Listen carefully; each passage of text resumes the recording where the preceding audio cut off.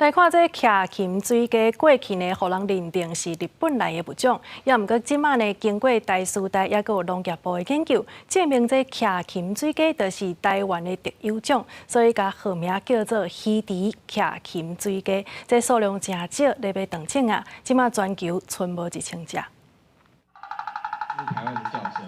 叫声又搁急又搁悬，对比琉球徛琴水鸡叫甲慢搁加。台湾徛琴水鸡40年来身份不明，和五人组甲石环岛、搁有西表岛的琉球徛琴水鸡相共，但号证明是独立的物种，搁甲伊号名做稀蹄琴水鸡。另外也号名拉丁的汉名来表彰陈世宏教授头一届发现。我在莲花池那边就听到，这一个奇怪的这个声音，应该就是一个不一样的这个生物，就抓了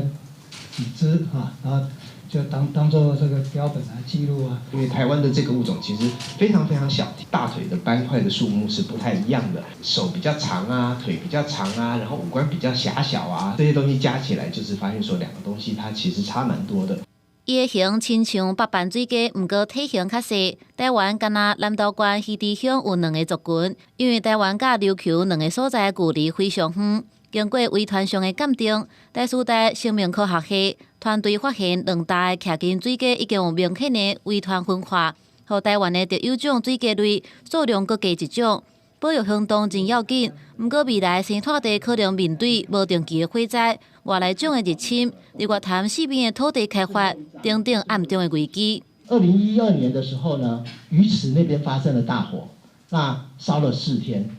距离